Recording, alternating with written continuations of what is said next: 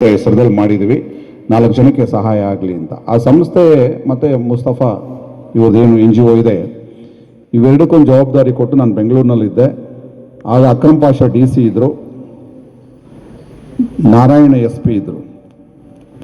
ಇಲ್ಲಿ ಬಂದು ನೋಡ್ತೀನಿ ಎಷ್ಟು ಜನ ಕೂತ್ಕೊಂಡಿದ್ದಾರೋ ಅಷ್ಟು ಜನ ಆಚೆ ಎಲ್ಲ ನಿಂತಿದ್ರು. ಯಾಕೆ ಇದು ಹೇಳ್ತಾ ಇದ್ದರೆ, ಮುಸ್ತಫಾ ಮೇಡಮ್ ಭಾಳಷ್ಟು ಸರ್ಕಾರಿ ಕಾರ್ಯಕ್ರಮಗಳು ನೋಡಿದ್ದಾರೆ, 10 ಚೇರ್ ಇರುತ್ತಷ್ಟೇ, 11ನೇ ಚೇರ್ ಖಾಲಿ, 10 ಲೈನ್ ಇರುತ್ತೆ, 11ನೇ ಲೈನ್ ಖಾಲಿ ಇರುತ್ತೆ. ಆ ಥರ ಸಿಚುವೇಶನಲ್ಲಿ ಮುಸ್ತಫಾ ಒಂದು ಕಾರ್ಯಕ್ರಮ ಮಾಡೋದಕ್ಕೆ ಇಷ್ಟು ಜನನ ಮೊಬಿಲೈಸ್ ಮಾಡ್ತಾರೆ ಅಂದರೆ ನಿಜವಾಗ್ಲೂ ಆ ಹುಡುಗನಲ್ಲಿ ಏನೋ ಒಂದು ಶಕ್ತಿ ಇದೆ. ಆ ಶಕ್ತಿಯನ್ನು ಹೀಗೆ ಮುಂದುವರಿಸ್ಕೊಂಡು ಹೋಗಲಿ. ಇದು ನಿಸ್ವಾರ್ಥ ಸೇವೆ.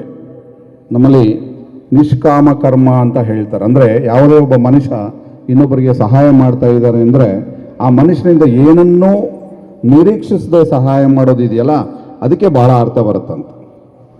ಇವತ್ತು ಊಟ ಹಾಕಿದ್ರೆ ನಾಳೆ ಕರೆದು ಊಟ ಹಾಕ್ತಾರೆ ಅಂತ ಆಗ್ತದೆ, ಅದಕ್ಕೆ ಅರ್ಥ ಇರೋದಿಲ್ಲ.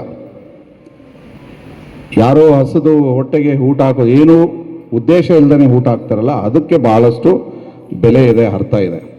ಆ ಥರದ್ದು ನಿಮ್ಮೆಲ್ಲರಿಂದನೂ ನಿಮ್ಮ ಮಕ್ಕಳಿಂದ ಏನೂ ಬಯಸದೆ ಸಾಧನೆ ಮಾಡಿದವ್ರಿಗೆ ಕರೆದು ಏನಾದರೂ ಒಂದು ಸನ್ಮಾನ ಮಾಡಬೇಕು ಅಂತ ಪ್ರತಿ ವರ್ಷ ಈ ಥರ ಕಾರ್ಯಕ್ರಮ ಮಾಡ್ಕೊಂಡು ಹೋಗ್ತಾ ಇದ್ದಾನೆ. ಹಾಗಾಗಿ ನಿಮ್ಮೆಲ್ಲರ ಆಶೀರ್ವಾದ ಮುಸ್ತಫಾ ಮೇಲೆ ಇರಲಿ ಅಂತ ಹೇಳ್ತಾ ನನ್ನ 1-2 ಮಾತುಗಳನ್ನ ಶುರು ಮಾಡ್ತೀನಿ. ಬಟ್